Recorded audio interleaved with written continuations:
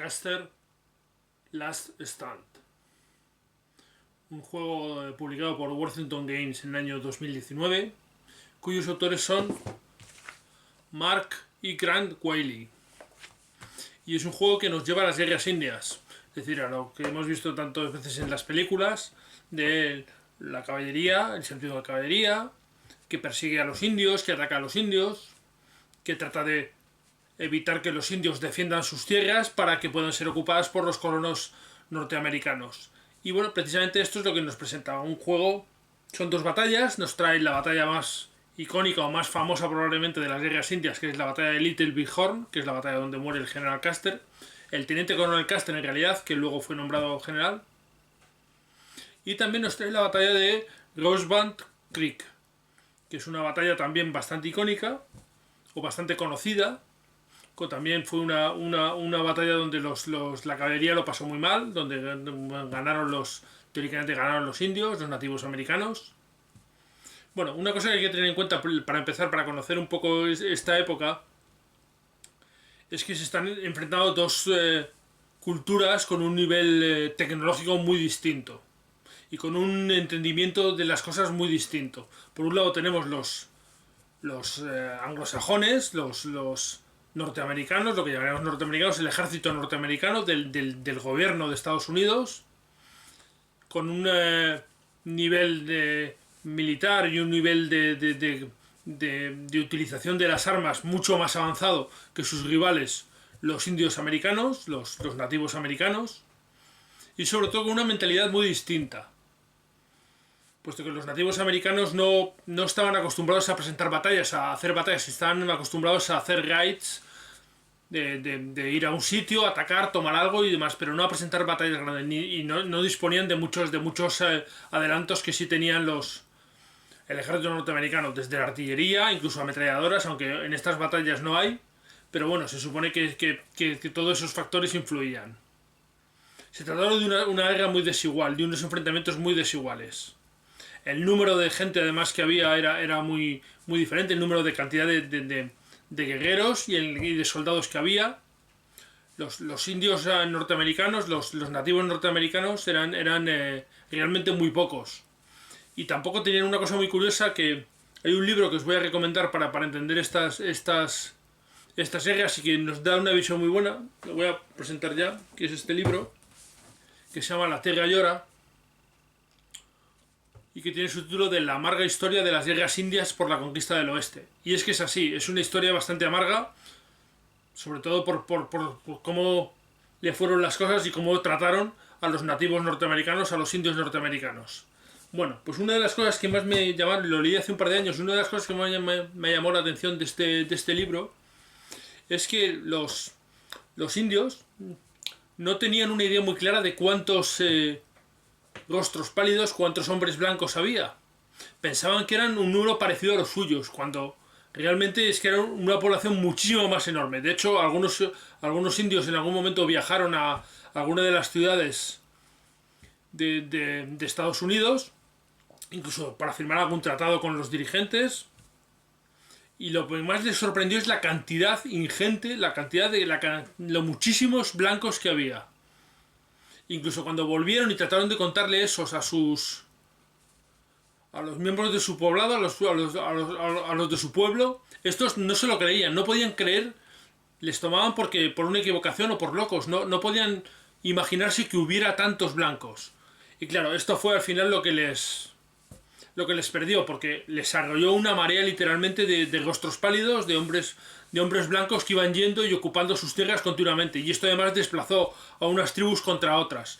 En alguna de las batallas vamos a ver que hay exploradores de unas tribus que estaban enfrentadas y eran enemigos de las otras, y era porque las otras tribus habían ocupado sus territorios, expulsados antes estas tribus por los blancos de sus territorios. Es decir, fueron haciendo un efecto parecido al que les sucedió en Europa en la época de las invasiones bárbaras, cuando unos pueblos iban empujando a otros y estos iban avanzando sobre otros a su vez. Y de hecho, pues por ejemplo, cuando los visigodos llegan a España es porque habían sido expulsados de Europa por otras tribus, por los hunos o por los mongoles, por diferentes tribus que les habían ido empujando. Bueno, pues aquí pasó algo parecido. El caso es que estas batallas que nos presentan son batallas Las llamamos batallas por llamarlas de alguna forma, pero al final por la cantidad de tropas que había y la cantidad de muertos y de heridos que hubo, no son más que pequeñas escaramuzas. Pero bueno, son lo que se llaman las batallas de las guerras indias, que tenían una escala muy distinta a las batallas que sucedían en otras partes del mundo en esa época. Y bueno, esto es lo que nos presenta el juego. El juego es un juego bastante sencillo, con una muy buena presentación, y yo creo que vamos a hacer como siempre, vamos a echarle un vistazo y luego hablamos un poquito más de él. Vamos a ver cómo funciona.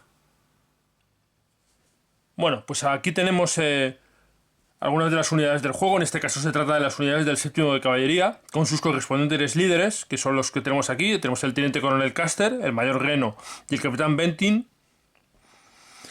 Aquí tenemos algunas de las compañías de caballería del séptimo de caballería, que como veis tienen dos valores. Un primer valor que es el valor de combate, en este caso aquí el 4, y un segundo valor que es el valor de movimiento, que va a ser 5 para todas las unidades de caballería, pero no para estas unidades que tenemos aquí, que tenemos los exploradores, que eran exploradores indios. En este caso pues ves que tienen 3 de valor de combate y 6 de movimiento, y el tren de abastecimiento, que tiene tan solo 2 de combate y 4 de movimiento.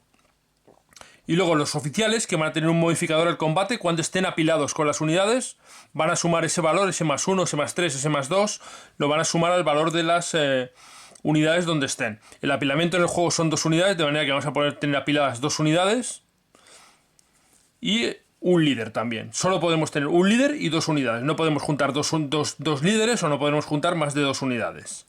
Vale, y luego una cosa muy importante que vemos es que cada uno de los líderes, en este caso los líderes del ejército de Estados Unidos, tiene un marcador de activación, que son estos que están aquí. Cada uno con un número en blanco que va a ser en la cantidad de unidades que va a poder activar ese líder cuando su ficha se saque de un contenedor opaco, de una taza. Yo las voy a ir metiendo en una taza, pero puede servir cualquier contenedor opaco. Y cuando se saque esa ficha, se va a activar, porque es un juego donde vamos a ir activando las unidades al sacar fichas de esta taza, de este contenedor opaco. Lo mismo va a pasar con las unidades de los indios, que vamos a verlas.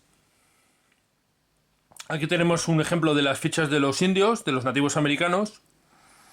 Y tenemos pues las unidades, diferentes unidades. He puesto 3 tribus, en este caso son del escenario de Little Bighorn. Y tenemos pues los Oglala, Hunkpapa y Cheyennes, cada uno con sus fichas de activación y los 3 líderes. Estos son los 3 líderes que hay. Hay otras tribus, pero no tienen líderes. Tenemos otros líderes que tenemos Pies Negros, tenemos Sans Arc y tenemos Mini Conju, ¿vale? Pero son estas unidades, hay menos unidades y no tienen líderes. Pero bueno, para explicaros, para que lo veáis, nos sirve esto. Funcionan exactamente igual. Tenemos valor de combate, valor de movimiento. Como veis, las unidades de los indios mueven un punto más, son más rápidas que las unidades de caballería del ejército norteamericano. Y luego los valores de los líderes, que van a sumarse exactamente igual. El apilamiento y lo demás es exactamente igual. La única diferencia notoria es que la activación, cuando saquemos las fichas de las diferentes tribus, se va a activar toda la tribu, no un número de unidades determinados, como hemos visto que pasaba en las unidades del ejército norteamericano, que tenían un valor, las fichas de activación tenían un 4, un 5 o un 6, y eran un número de unidades que se activaban. En este caso se va a activar toda la tribu. De manera que habrá tribus, por ejemplo los Sans Arc, pues solo tienen en el escenario solo tienen dos unidades, y cuando saquemos la ficha de activación de los Sans Arc solo se activarán esas. Así que, bueno, pues como siempre, pues va a depender mucho del azar, y esto es una de las cosas que hace curiosos e interesantes a este juego. Bueno, vamos a ver un poco los escenarios y os comento un poquito cómo funciona el juego. Aquí tenemos el tablero de Rosebud Creek, que es este arroyo, esta especie de río que hay por aquí, y donde vamos a tener colocadas, por aquí vemos las posiciones donde van a colocar las unidades del ejército de Norteamérica, el ejército, la caballería norteamericana, el tercero de caballería que va a colocar, y las tribus indias van a aparecer por la zona norte del tablero. Así que aquí colocaremos los generales, los oficiales, pero no generales, solo hay un general, que es el general Crook, y colocaremos a cada uno de los otros en su lugar. Aquí al capitán Noyes, capitán Henry, el capitán Van Liet, capitán Chambers y el capitán Mills. Y a su alrededor situaremos todas las tropas. Bueno, ya he colocado todas las fichas del tercero de caballería alrededor de los oficiales, y tan solo falta por colocar un par de fichas extra, un par de medias más, que son los mineros y el el tren de abastecimiento formado por las mulas, que lo voy a poner aquí, por ejemplo. Estos son dos fichas importantes porque no son estrictamente fichas de combate, pero sí van a puntuar, darle bastante puntos a los indios si consiguen eliminarlas. Así que una vez hecho esto, nos quedaría formar la taza, echar en la taza todas las fichas correspondientes a los líderes. Como en cada uno de los escenarios, aquí nos dice que en los primeros turnos, en el primero y el segundo turno, vamos a colocar la ficha de activación de los exploradores, los scouts, y una ficha más, que obviamente vamos a meter la del general Crook, que es la que más unidades activa. Así que meteremos estas dos fichas en la taza, y por parte de los indios, de los nativos americanos, meteremos las 5 fichas que nos van a activar todas las unidades. De manera que el orden en que nos salga las fichas va a marcar mucho cómo se va a desarrollar la partida. El objetivo de del ejército de Estados Unidos es salir por el norte, conseguir escapar las fichas por ahí. Y el objetivo de los nativos americanos, de los indios, es evitarlo y destruir cuantas más unidades posibles, puntuando 2 puntos cada unidad de caballería y 5 puntos si destruye el tren de abastecimiento. El que al final tenga más puntos, según las unidades van saliendo, pues van a ir ganando puntos de victoria cada una de las unidades, y las destruidas también. Y lo iremos marcando aquí con los marcadores de puntos de victoria. Y aquí tenemos el marcador de turno. Bueno, pues este es un poco cómo va a funcionar este escenario, que es una cosa curiosa. Bueno, no lo voy a desarrollar, pero bueno, para que veáis otro escenario. Este es el tablero de Little Bighorn. Este es el río Little Bighorn. Y por aquí van a entrar las 3 columnas de la caballería, del séptimo de caballería. Y aquí van a estar el poblado de los indios, donde se habían reunido las varias tribus indias. Y la batalla pues tendría lugar efectivamente por esta zona. Entonces, lo primero que vamos a hacer es desplegar, para que veáis el escenario cómo funciona, es desplegar las tribus, las fichas de las tribus, que es una de las cosas importantes de la partida. Bueno, he colocado ya las fichas de con los tipis, que son donde van a estar los pueblos, digamos, los poblados de los indios, y que son fichas que también se van a mover. Tienen 2 de movimiento y 1 de combate, y van a representar un poco la población civil, digamos, de los indios, de los nativos americanos, y son uno de los objetivos que van a tener los del séptimo de caballería. Así que ahora vamos a colocar alrededor de ellas, y encima de ellos vamos a colocar las fichas de los guerreros de las diferentes tribus, cada una cerca de cada uno de los tipis del poblado de cada tribu. Pues como veis, ya he desplegado los guerreros indios, más o menos cada uno cerca de sus poblados. Y aquí tenemos las 6 fichas de activación que dejaremos aparte para que necesitemos meter en la taza. Y vamos a desplegar al séptimo de caballería, que en el primer turno, como vemos, solo va a entrar el general Custer. Bueno, el teniente coronel fue general después de esta batalla, póstumamente. Que empezará aquí. Bueno, pues ya tenemos colocado aquí al teniente coronel Custer con las unidades con las que comienza la partida y las fichas de activación. Una cosa curiosa es que en este escenario Custer va a tener 2 fichas de activación. No es que vaya a activar con las 2, pero va a tener, digamos, el doble de opciones de que salga su ficha y activarla. Él decidirá cuando sale la primera ficha si quiere activar con esa ficha o espera a que salga la segunda, que no sabe cuándo saldrá. Pero es una cosa curiosa, digamos que tiene 2 fichas de activación. Y este sería el despliegue, el comienzo del escenario de la batalla de Little Bighorn. Y lo primero que haríamos es, siguiendo la secuencia de juego, miraríamos aquí en las tablas. Esta es una de las tablas que trae el juego. Miraríamos ahí en la secuencia de juego. Lo primero que nos dice es que determinemos cuántas fichas hay que meter en la taza. Yo tengo aquí mi taza de vampiro, del juego de rol, pero bueno, que me sirve perfectamente. Y nos dice que el jugador de caballería va a tener una activación, pero como hay una regla especial podemos meter los 2 marcadores del general Custer. Y luego decidiremos que los indios tienen durante los primeros turnos una sola activación también. Así que decidiremos de las 6 fichas de indios cuál meteremos. Y lo más lógico es meter, por ejemplo, los Jumpapa, que son estas fichas de aquí, las negras, porque son los que están más próximos a la zona donde van a salir el séptimo de caballería. De manera que formaríamos nuestra taza, nuestra cap, para sacar. Y la dejaremos aquí para ir sacando fichas poco a poco. Las demás vamos a dejarlas aquí un poquito apartadas. Voy a ponerlas aquí para que no se mezclen. Y comenzaría la partida y os voy explicando según voy haciéndolo, os explico cómo funciona. Tenemos turno 1 y los puntos de victoria. Vamos a dejarlos por aquí. Antes de comenzar, vamos a ver cuáles son las condiciones de victoria. Se van a obtener puntos de victoria. Hay que colocar los marcadores de puntos de victoria. Y los indios van a obtener 2 puntos de victoria por cada una de las fichas de poblado que consigan salir por esta zona. Aquí tenemos las flechitas.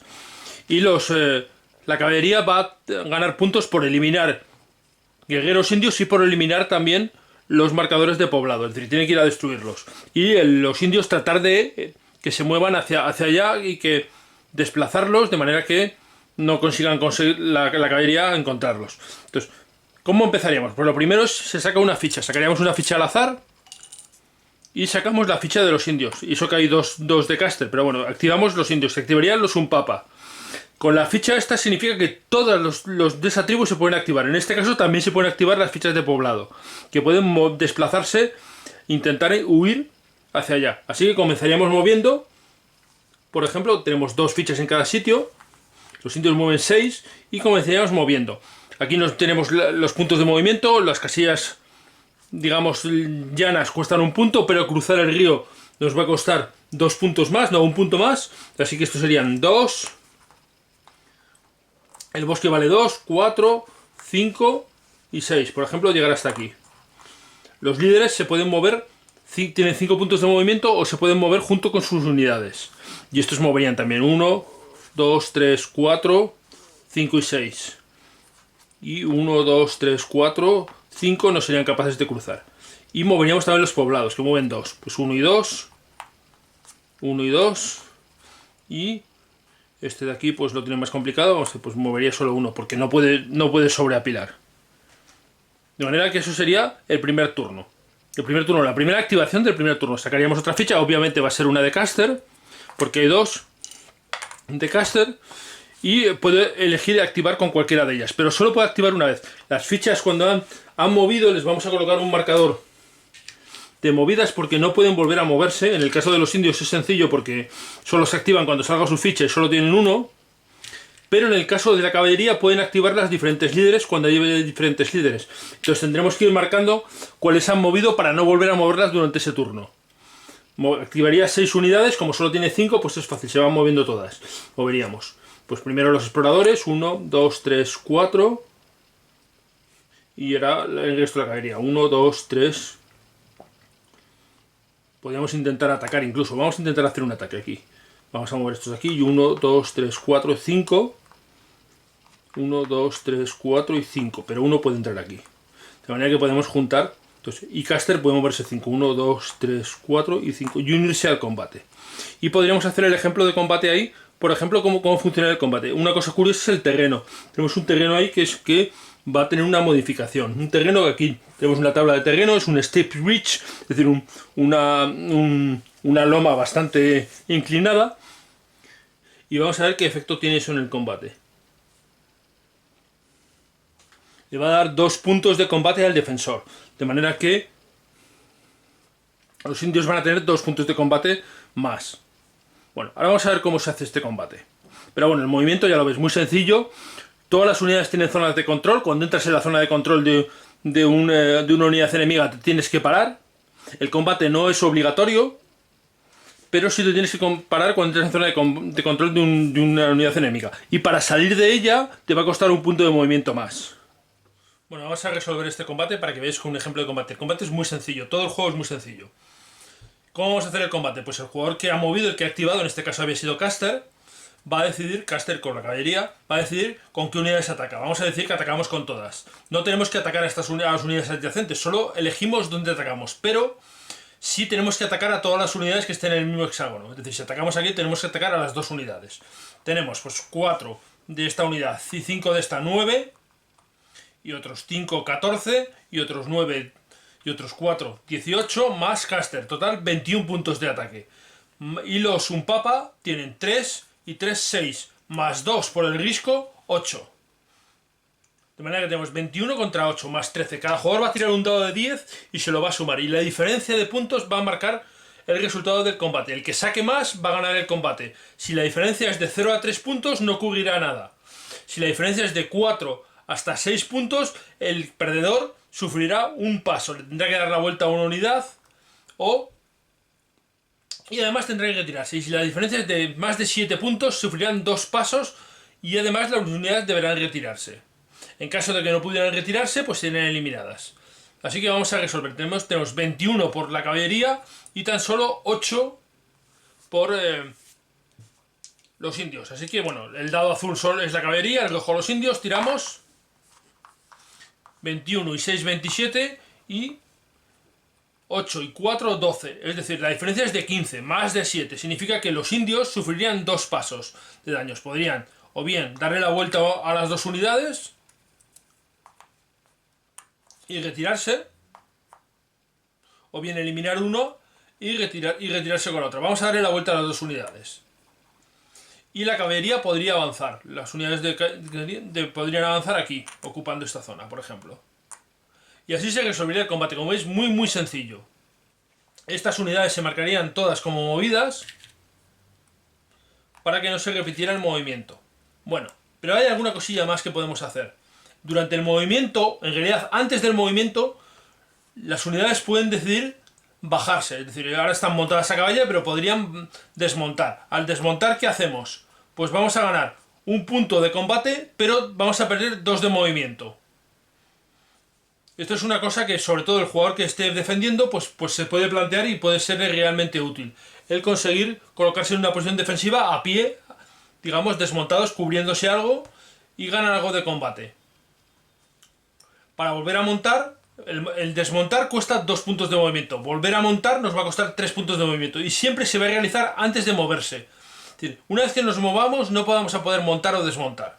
Esta es la única pequeña regla especial que tiene el juego y apenas hay muchas cosas más. Como veis, se trata de una cosa muy sencilla. Bueno, hemos visto cómo funciona más o menos el juego. Recordad que yo nunca hago tutoriales, sino lo que trato es de daros una idea aproximada de cómo funciona el juego, que os hagáis una idea de si os puede interesar o no os puede interesar el juego. Y lo que tenemos son 2 batallas, 2 enfrentamientos, Little Bighorn y Rosebud Creek, muy diferentes. En uno la caballería del ejército norteamericano en Rosebud Creek tiene que cruzar el tablero de sur a norte y escapar y salir mientras los indios les van a atacar y les van a acosar por el camino. Pueden mantenerse, pueden, digamos, formar algunos reductos y ir colocándose. Y luego en la otra batalla, en Little Bighorn, es al contrario, son los norteamericanos los que están atacando y los indios los que tratan de defenderse y proteger sus poblados. 2 situaciones muy diferentes. Además con tropas muy distintas. En Little Bighorn hay muchas más tropas de los nativos americanos, de los indios. En Rosebud Creek están más igualadas las cosas. Pero bueno, las 2 batallas se hacen interesantes y se hacen entretenidas. Y se hacen sobre todo interesantes y entretenidas por este sistema de sacar fichas de una taza que tienen, que no nos permite planificar nada a ninguno de los 2 bandos. No sabemos cuándo vamos a activar, en qué situación estaremos.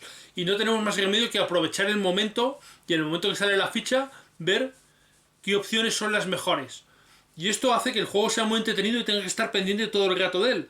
No puedes estar abandonado. No es un juego de estos de que tú mueve y luego ya me llamas. No, tienes que estar pendiente de ello, porque además los movimientos que va a ir haciendo el otro puedes ir reaccionando después si te sale la ficha correspondiente. Y tienes que aprovecharlo. Tienes que decidir cómo lo hace. El combate es muy sencillo. Quizás incluso excesivamente sencillo. Pero hace que el juego sea muy ágil de jugar, muy rápido de jugar y sencillo, se hace entretenido. Es otro de estos juegos, de estos wargames que están saliendo últimamente, fáciles, sencillos, rápidos de jugar, quizás dirigidos a un público no muy avezado, un público no muy wargamer, y que les permite acceder a este tipo de juegos fácilmente. Y este se podría sin duda incluir en este grupo de juegos que yo os he presentado algunos en vídeos anteriores.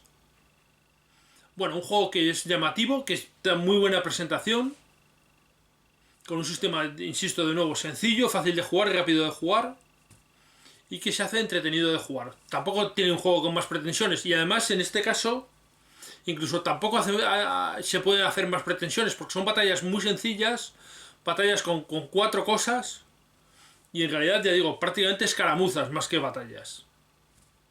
Bueno, pues esto es un poco lo que nos presenta este Caster Last Stand. Como siempre, espero que os haya resultado esclarecedor, informador, entretenido este vídeo. Muchas gracias por verme y hasta la próxima.